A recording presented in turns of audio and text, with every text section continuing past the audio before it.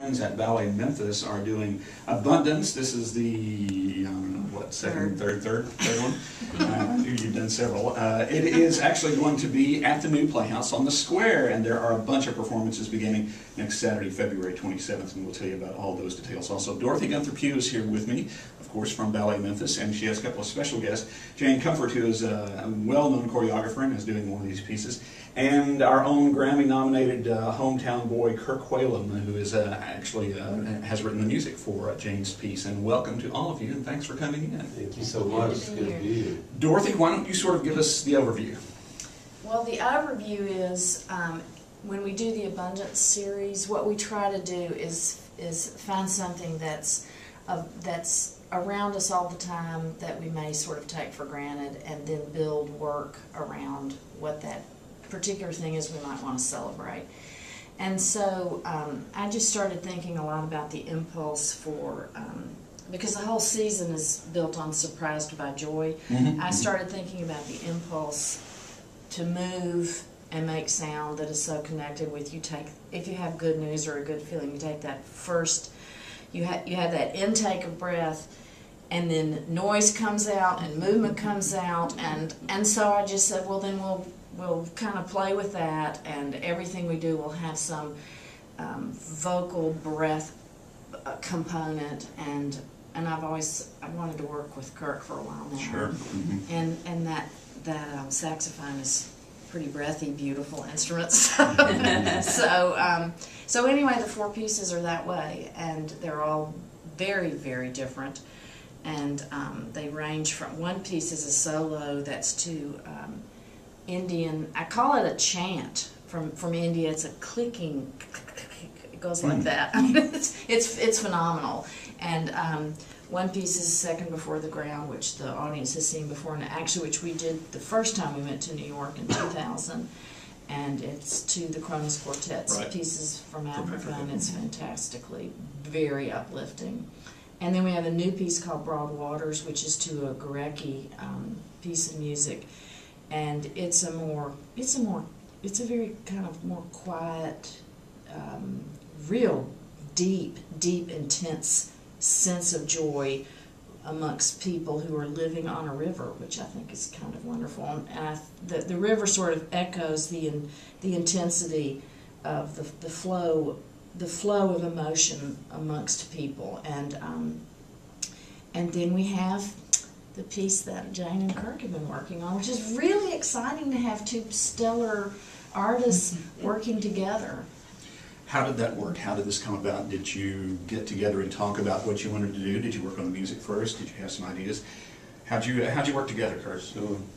Well, we did sort of take that seed of an idea. First of all, the abundance, and may I please make sure people know that the word dance is in that. You know, I just think tend to pronounce it AbunDANCE. AbunDANCE, yeah. It's okay. You can choose whichever way you want. Yeah, I just love that, and that right away just sort of sent my wheels a turning. And long before I had the pleasure of meeting Jane and seeing her work, that all sort of got going at me. So AbunDANCE, the idea that this movement is connected with the concept of there being enough. That's what got to me. Is that, wow, there's plenty. It's just that we have to sort of appropriate all those things in the right direction. And so it creatively was a joy just right from the beginning. And then when I got a chance, and I wasn't familiar with Jane Comfort, but boy, I am now. And see, the thing is that I really, haven't. I think my life is too focused. It tends to happen with creative people. So I have really enjoyed that. That's been a process for me to really get my head around what, how dance can be so completely diverse. How big that is. So that when I started watching her works, via the website and DVDs, I said, yeah, this is going to be great. Now, have you worked with any dancers before? Well, I have, but not like this. I mean, again, this is a completely completely new experience for me. Let's just put it like that, you know, in terms of really, especially with ballet. I mean, and I love ballet, but again, just I was trying to learn how to play the saxophone, so I just my social life just didn't include a lot of ballets. But so it was really nice for me to make that connection. And wow, you know, the things that translate into my discipline when I watch them dance, and I can see any dummy could see, you know, what it takes to make those precise movements in such a way. It's just incredible, and that inspires me. That really inspires me in terms of my own craft. Now tell us about the piece itself. Right. Well, it's called S'épanouir, which you know, I lived in France for a while, and long story, I studied there when I was 19. So the first day I got there, I said, I will live here. so when I came back to the States, it took me, I guess, 20 years to make that happen. But my wife, now at this point, you know, my wife and 4 kids, we moved to France. And I learned so much while I was there, but part of what I learned was this concept of s'épanouir, which is like, it's to open up or to blossom.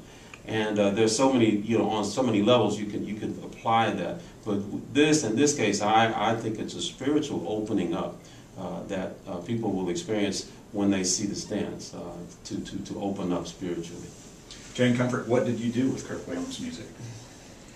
Well, we are doing. What have you done? What are you in the middle of doing? Actually, I just heard the master yesterday, so we had a first rehearsal with it, and it was so exciting. It was amazing because he's recorded a gospel choir of 60 people chanting AbunDANCE. And it's interesting. I was trained with Merce Cunningham way back in the day, and Merce famously rehearses in silence with a stopwatch. And so originally we didn't have music, and I'm used to working that way. I make the piece, and then we commission the music, and then the musician, the composer comes in, sees what you have, and then the you ballet start. has never worked that The ballet way. has never worked. We have never worked this way, which is really fascinating. I It's know. been really interesting. Because last fall when we came and began the piece, and I think you were out of the country maybe, what do you call it? The officers. I don't have any officers in my company. The administrators, the artistic staff. Now where's the music? And I said, oh well, it will come. And they said, really? Well, how are you making the piece? And I said, we're making the piece, and then Kirk will see it, and he will compose the music, and we'll be going back and forth. And they're like, that is so interesting. Because normally in the old school way, you get the music, you like it, sounds pretty or whatever, challenging, and then you make the piece to it. And I think this is so much more of a conversation. Now I wonder about that. I mean, how much give and take, how much back and forth did you two do about this piece? We did a lot, but because Kirk travels all over, I was traveling all over, it was all email and phone. And yet, but we did talk so much. Originally, when Dorothy asked me to do this piece, I didn't feel qualified. I'm a modern dance choreographer, but also the idea of joy. I live in New York. You need to look for the joy sometimes. And I think she was talking about it, you know, right after Lehman Brothers had gone bankrupt, everything had crashed and burned, everybody's going to the church of not shopping, Reverend Billy's church. And joy just seemed like so counterintuitive, but incredible. I thought, what a crazy woman. She's from Tennessee too. I I really relate to her. I'm from Oak Ridge. We do speak the same language. So it was incredibly challenging. And so I had two visions. I didn't have an idea originally for that. I had a vision of a woman at the beginning of the piece and a vision of a woman at the end of the piece. That was it. And then we started working, and then Kirk and I started talking, and we talked about the church. Oh my, sorry, you want to hear some music? Oh, it's not even That's my phone. I'm sorry. It's a marimba. It does B happen. flat. It'll stop. That's your little music break, folks. You're listening to WK. Thank you. Thank you. It does. It went off in yoga once.